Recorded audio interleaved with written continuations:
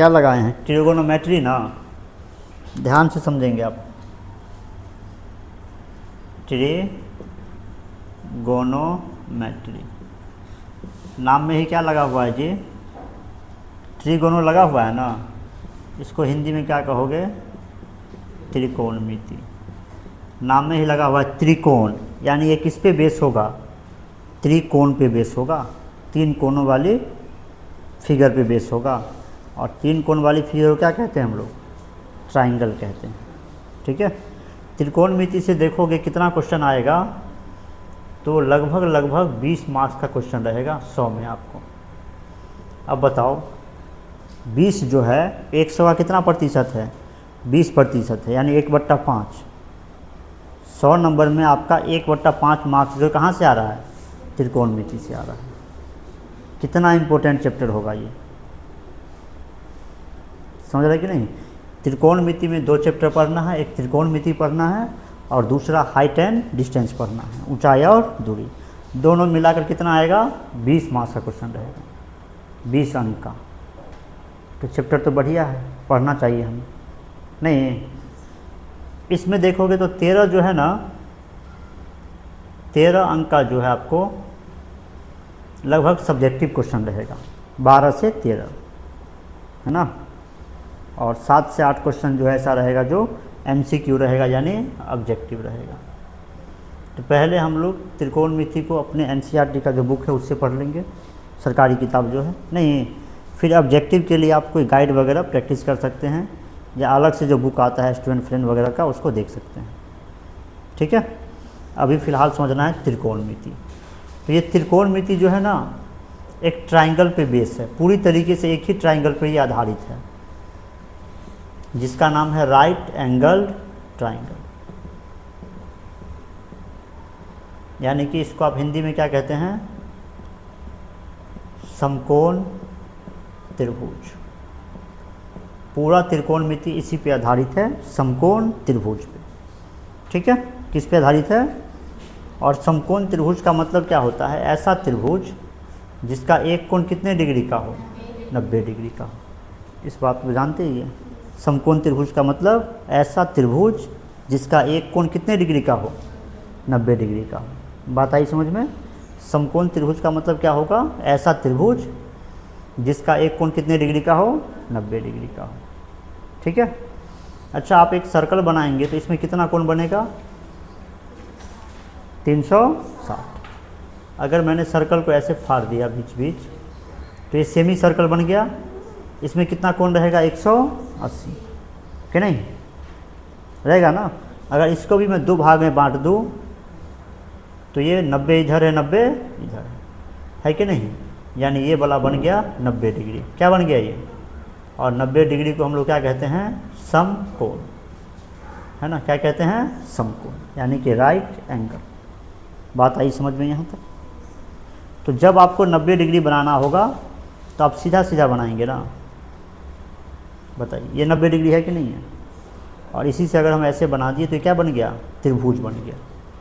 इसे कहेंगे समकोण त्रिभुज। ठीक है।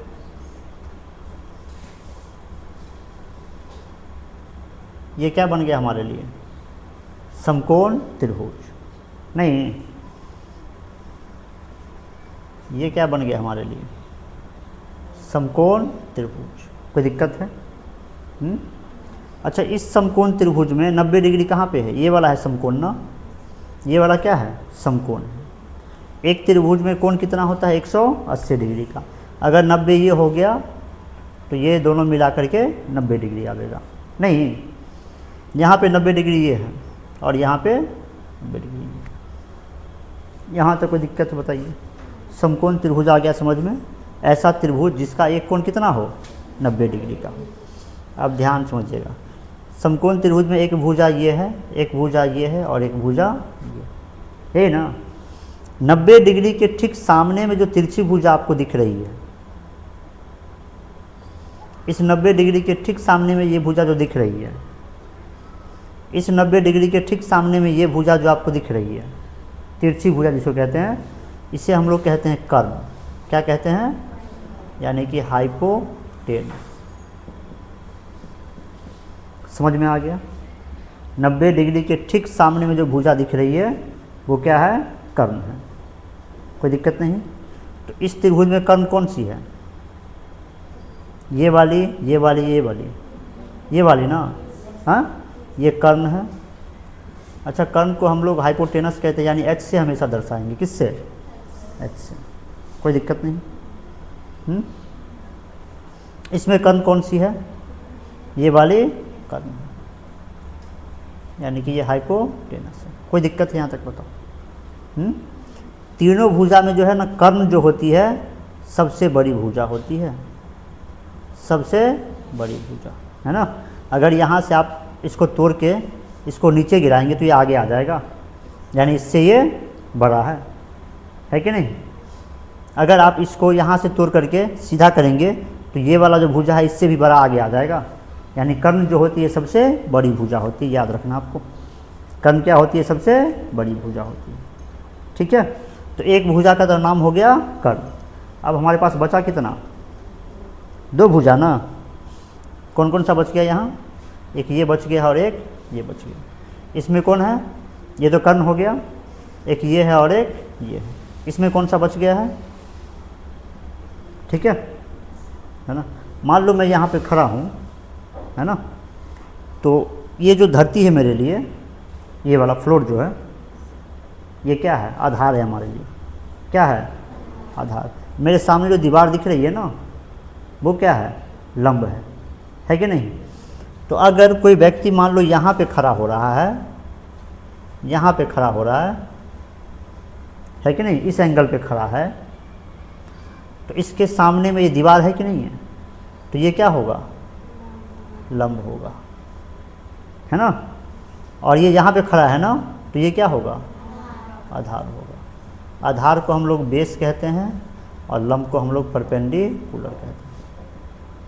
परपेंडिकुलर, यानी इसको P से डिनोट करेंगे और इसको B से, है ना? अगर कोई व्यक्ति यहाँ पे खड़ा हो रहा है, इस कोण पे खड़ा है ना? मान लो ये कोण अल्फ़ा है, ये थीटा था, ये कोण क्या है? अल्फ़ा है। अगर कोई व्यक्ति यहाँ पे खड़ा हो रहा है, तो इस पे खड़ा है ना वो, तो इस कोण के लिए क्या बन जाएगा? आधार बन जाएगा, और ये क्या बनेगा? लंब बनेगा, है कि नहीं? यानी आधार और लंब जो है ना, ये किससे डिफाइन हो रहा है? एंगल से। किससे? कोण से। कौन लंब होगा और कौन सी भुजा आधार होगी, ये आपको किससे पता चलेगा? कोण से। मैं अगर यहाँ पे खड़ा हूँ, यहाँ पे, तो इसके ठीक सामने में ये है ना, ये क्या बन रहा है? लंब बन रहा है, और ये आधार बन रहा है ना? अगर मैं यहाँ खड़ा हो जाऊँ, यहाँ, तो ये क्या बन जाएगा? लंब बन जाएगा, और ये क्या बन जाएगा? आधार। यानी समकोण त्रिभुज में कोण बदलने पर लंब आधार क्या हो रहा है? बदल रहा है। ठीक है, लंब आधार क्या हो रहा है? बदल रहा है। इस त्रिभुज में देखो, किसी लड़के को आपने यहाँ पे खड़ा कर दिया, तो यहाँ खड़ा है, तो ये इसके लिए हो गया आधार, और ये क्या हो गया? और लड़का अगर उठ के यहाँ आ जाता है तो ये बन जाएगा लंब, और ये बन जाएगा आधार, है कि नहीं? यानी यहाँ से आपको क्या सीखने को मिला कि कर्ण जो होता है ना, वो अस्थाई होता है। कर्ण क्या होता है? अस्थाई होता है ना? और लंब आधार जो है, कौन सा? लंब आधार किससे तय होता है? कोण से तय होता है। किससे तय होता है? कोण से तय होता है। कोई दिक्कत है? हाँ, चलो एक फिगर दे रहे हैं, तुम्हें पहचानना है। ये कौन सा त्रिभुज है? समकोण त्रिभुज, है ना? 90 डिग्री कहाँ है? यहाँ। कर्ण कौन सी है? नाम भी कर देते हैं इसका, ए बी और ये सी। समकोण त्रिभुज ABC है ना? ये समकोण त्रिभुज जो है किस पे समकोण है? किस एंगल पे? B पे ना? किस पे है? इसमें समकोण कौन सा है? B है। नहीं, चलिए, तो B के ठीक सामने में, समकोण के ठीक सामने में ये क्या है? कर्ण है। Very good. उसके बाद देखो, हमारे पास कौन कौन सा एंगल बच रहा है? A बच रहा है और सी बच रहा है। ठीक है, ये ना बच रहा है ए और सी। इसमें अगर हम एंगल ए की बात करें, एंगल ए के लिए, और इधर बात करते हैं एंगल सी के लिए, एंगल ए के लिए और एंगल सी के लिए। ये बहुत इंपॉर्टेंट चीज़ है। अगर ये आप नहीं समझ पाएंगे आधार और लंब कौन सा होता है, तो आपको क्वेश्चन सोल्व करने में क्या होगी, दिक्कत होगी। आपको बता दिया गया पहले है कि पूरा त्रिकोणमिति एक ही त्रिभुज पे आधारित है, और वो त्रिभुज कौन सा है, समकोण त्रिभुज, यानी कि राइट एंगल ट्राइंगल। ठीक है, और अगर इसी को आप नहीं जान पाएंगे तो क्वेश्चन आपसे होने वाला नहीं। तो अभी आप ध्यान से समझ लो कि लंब, आधार, कर्ण क्या होता है। अगर आप एंगल ए की बात कर रहे हैं तो इस एंगल की बात कर रहे हैं ना।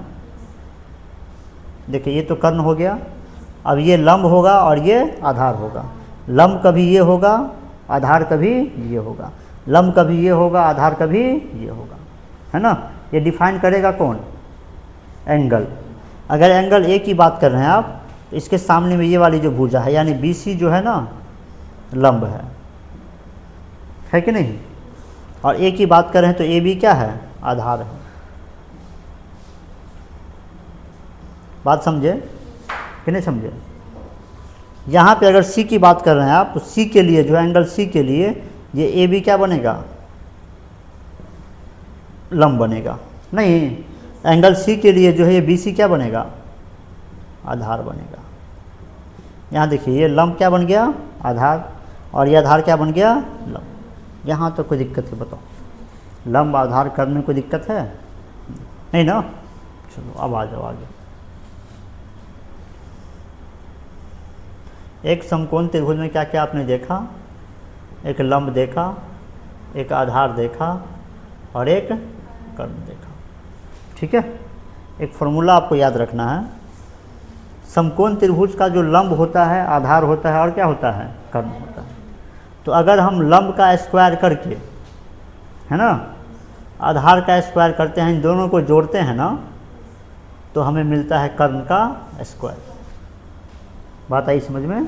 अगर आप लंब का स्क्वायर, आधार का स्क्वायर, इन दोनों का सम करते हैं ना, तो हमारे पास जो रिजल्ट आता है वो आता है कर्ण का स्क्वायर। यानी कर्ण स्क्वायर बराबर क्या होता है, लंब स्क्वायर प्लस आधार स्क्वायर। यानी कोई समकोण त्रिभुज है तो उसमें कर्ण का स्क्वायर जो होगा वो लंब स्क्वायर और आधार स्क्वायर के योग के बराबर होगा, और इसी को हम लोग कहते हैं पाइथागोरस थ्योरम।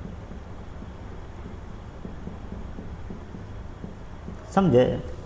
कोई भी आप समकोण त्रिभुज ले लीजिए, उसमें अगर आप लंब का स्क्वायर करेंगे, आधार का स्क्वायर करेंगे, तो जो योग आएगा ना वो किसके बराबर होगा, कर्ण स्क्वायर के बराबर होगा। ठीक है, यानी कि लंब को क्या कहेंगे, परपेंडिकुलर पी स्क्वायर, आधार को बी स्क्वायर, ये क्या होगा, हाइपोटेनस का स्क्वायर, एच स्क्वायर बराबर P square plus B square. ठीक है, याद रहेगा ये, कर्ण स्क्वायर बराबर लंब स्क्वायर प्लस आधार स्क्वायर। अब आपको मान लीजिए हम एक त्रिभुज दे रहे हैं, है ना, ये त्रिभुज दिया हमने, ये है 10 सेंटीमीटर, कितना है, ये है 8 सेंटीमीटर, और ये आपको निकालना है। ठीक है, एक और त्रिभुज दिया मैं आपको, ये है 3 सेंटीमीटर, ये है, और ये आपको निकालना है। ठीक है, एक और दे देते हैं,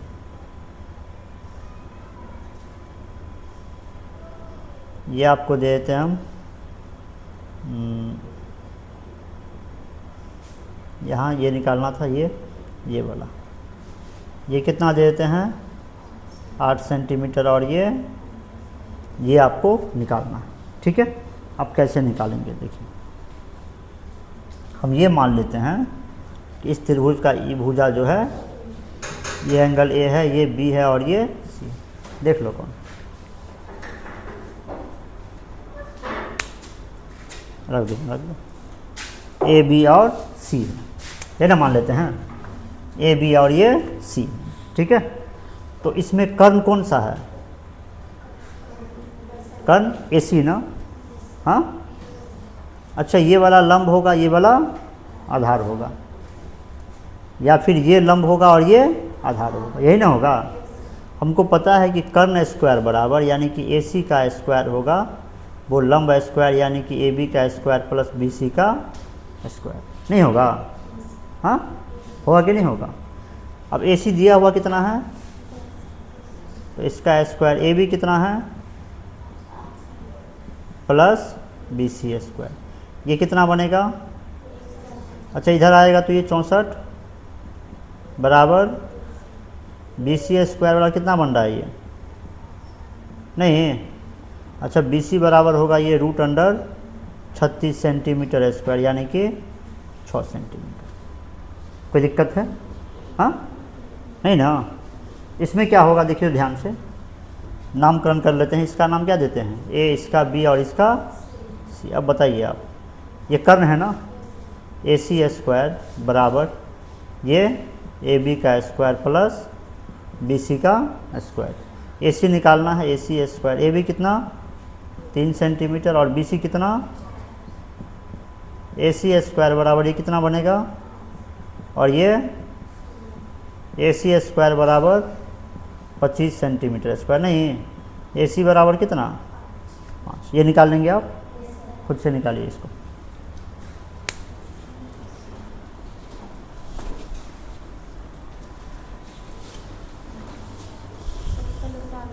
हाँ हाँ, नोट कर लीजिए पहले।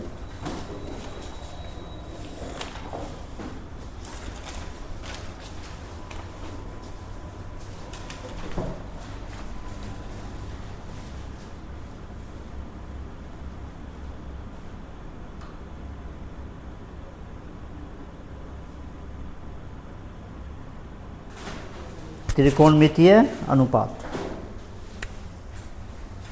लिखो। यहाँ तक समझ गए ना? ट्रिगोनोमेट्रिक रेशियो यानी कि त्रिकोणमितीय अनुपात। कुल 6 त्रिकोणमितीय अनुपात होते हैं। समकोण त्रिभुज को आप समझ गए, कोई दिक्कत नहीं है उसमें। चलिए यहाँ देखिए, कुल 6 त्रिकोणमितीय अनुपात होते हैं जिसकी वैल्यू आपको याद रखनी होगी। एक होगा साइन थीटा, क्या होगा? Sine theta. दूसरा क्या होगा? Cos theta. और तीसरा आपको लिखाते हैं टेन थीटा, ठीक है। और इसी के सामने में लिखा देते हैं कोसेक थीटा, इसके सामने में लिखाते हैं सेक थीटा, और यहाँ पे लिखाते हैं कॉट थीटा, ठीक है। कुल 6 त्रिकोणमितीय अनुपात है। कौन कौन सा है? साइन, कॉस, टेन, कॉसेक, सेक और कॉट, है ना। ये साइन कहाँ से आया है, कॉस कहाँ से आया, अगले दिन लिखवा देंगे। आज इसको समझाना है मुझे कि साइन थीटा की वैल्यू क्या होगी, है ना। तो साइन थीटा का वैल्यू होता है लंब बट्टे कर्ण यानी कि P/H, ठीक है। क्या होता है? P/H। कॉस थीटा की वैल्यू होती है आधार बट्टे कर्ण यानी कि base upon hypotenuse, B/H, B/H, ठीक है। टेन थीटा की होती है लंब बट्टे आधार यानी P/B, क्लियर है। कोसेक थीटा का होगा इसका उल्टा, इसलिए सामने में लिखे हैं कर्ण बट्टे लंब यानी H/P। सेक थीटा का होगा कर्ण बट्टे आधार यानी H/B। कॉट थीटा का होगा आधार बट्टे लंब यानी B/, ठीक है। बस आपको 6 त्रिकोणमितीय अनुपात याद रखना है, जिसमें पहला कौन सा है? साइन। कौन सा है? साइन का मान क्या होगा? लंब बट्टे कर्ण। कॉस का मान क्या होगा, आधार बट्टे टेन का लंब बट्टे कॉसेक का कर्ण बट्टे सेक का कर्ण बट्टे कॉट का आधार बट्टे लंब। अब देखो ज़रा, कहीं पे लिखा हुआ है मान लो एक्स वाई, तो इसको हम लोग ये मानते हैं कि एक्स गुने वाई है, यही ना, है ना। तो हमारे दिमाग में बैठा हुआ है कि अगर कहीं पे लिखा है एम एन, तो इसको हम लोग मान लेते हैं एम गुने एन। तो उस हिसाब से आप इसको क्या मानते हैं, साइन थीटा को साइन गुने थीटा। साइन थीटा का मतलब साइन गुने थीटा नहीं हुआ, समझे कि नहीं। कॉस थीटा का मतलब कॉस गुने थीटा नहीं हुआ। क्वेश्चन आता है, क्या साइन थीटा बराबर साइन गुने थीटा, क्या कॉस थीटा बराबर कॉस गुने थीटा, क्या टेन थीटा बराबर टेन गुने थीटा, नहीं। साइन थीटा का मतलब ये नहीं हुआ साइन गुने थीटा, कॉस थीटा का मतलब ये नहीं हुआ कॉस गुने थीटा। ये थीटा जो है ना, ये कोण है, क्या है जी, ये कोण। साइन और ये कोण है, साइन थीटा का मान लंब बट्टे कर्ण। अब इस कोण की जगह यहाँ पे आपको थीटा लिखाए हैं, बुक में क्या मिल सकता है, ए मिल सकता है, बी मिल सकता है, सी मिल सकता है, साइन एम मिल सकता है, नहीं 10 मिल सकता है, 20 मिल सकता है, 25 मिल सकता है। ये कोण है, थीटा क्या है, ये कोण है, इसको गुना में मत समझना। और इसी कोण से अभी आपको क्या बताया गया थोड़ी देर पहले कि लंब आधार जो है किससे डिफाइन होता है, लंब आधार किससे डिफाइन होता है, कौन से ना, किससे, कौन सी भुजा लंब होगी, कौन सी भुजा आधार होगी, ये आप किससे डिसीजन लेंगे, कर्ण से, कौन एंगल से ना। तो इसी एंगल से आप डिसीजन लेंगे कि लंब कौन सा होगा और आधार कौन सा होगा। तो इतना समझना है आपको कि साइन थीटा में क्या हुआ, साइन है, और ये थीटा क्या है, एंगल है ना। कल को आपको साइन ए मिल जाए तो चिंता में नहीं आना है कि साइन ए मिल गया। यहाँ पे मैं साइन थीटा लिखा हूँ, आपको साइन ए भी मिल सकता है, साइन बी भी मिल सकता है, कॉस सी भी मिल सकता है, यानी ये एंगल होता है। और ये एंगल आपको मदद करेगा क्या निकालने में, लंब और आधार निकालने में, ठीक है। फिलहाल आपको अभी याद रखना है कि साइन थीटा की वैल्यू क्या होगी, लंब बट्टा कर्ण, कॉस थीटा की वैल्यू, टेन थीटा की वैल्यू लंब बट्टे आधार, और ये, ठीक है। अब एक फिगर से आपको समझाते हैं क्वेश्चन दे करके, है ना। मैं एक ऐसा क्वेश्चन दे दिया, ये समकोण त्रिभुज बना दिया ना। इसमें क्या करता हूँ मैं, इसको मान लेता हूँ ए, इसको मानता हूँ, और ये समकोण कौन सा एंगल है, बी ना। ये त्रिभुज समकोण कहाँ पे है, बी पे, ठीक है। इस भुजा को मैं, ये जो कर्ण है ना, ये क्या है, इसको मैं मान लेता हूँ एम, इसको एन और इसको ओ, ठीक है, कोई दिक्कत नहीं है। चलिए, अब आपको साइन ए का मान बताना है, कॉस ए का मान बताना है, टेन ए का बताना है, सेक ए का बताना है, कॉसेक ए का बताना है, और कॉट ए का बताना है, ठीक है। इधर आपको साइन सी का बताना है, कॉस सी का बताना है, टेन सी का बताना है, सेक सी का बताना है, कॉसेक सी का बताना है, और ये कॉट सी का बताना है, ठीक, कोई दिक्कत नहीं। अभी क्या बताया गया आपको कि साइन और ये क्या है, एंगल है। उसी प्रकार से साइन और ये क्या है, एंगल है ना। हम जानते हैं साइन का मान क्या होता है, लंब बट्टे, साइन का मान क्या होता है, चलिए लंब बट्टे कर्ण। यहाँ पे एंगल कौन सा है, कौन सा एंगल है, कौन सा एंगल है, तो ए के लिए लंब कौन सा होगा, एन ना। इस ए के लिए लंब कौन सा होगा, तो एन हो गया, और कर्ण तो हमेशा ये वाला रहेगा, एन बट्टे एम। यानी इस फिगर के हिसाब से साइन ए का मान क्या होगा, एन बट्टे एम। कोई दिक्कत है। यहाँ देखिए साइन सी, साइन बराबर क्या होता है, लंब बट्टे, लेकिन अब किस एंगल के लिए बात कर रहा है यहाँ पे, सी के लिए।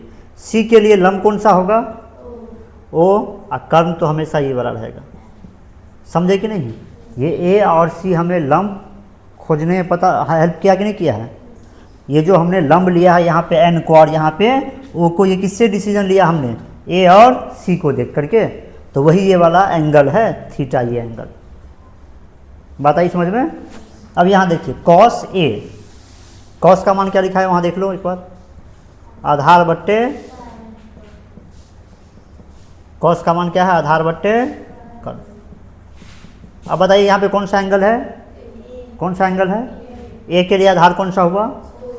ओ, और कर्ण कौन सा हुआ? एम। है कि नहीं? यहाँ पे किसकी बात कर रहे हैं हम लोग? कॉस सी के ना। सी के लिए आधार कौन सा है? एन, और कर्ण कौन सा है? एम। है ना? क्या कॉस ए या कॉस सी का मान सेम आया है? नहीं, एंगल से डिसाइड हो रहा है कौन सा लंब होगा, कौन सा आधार होगा। इसलिए आपको थोड़ी देर पहले बता रहे थे कि लंब आधार पहचानना सीख जाइए। ठीक है? टेन का मान बोलो, लंब बट्टे,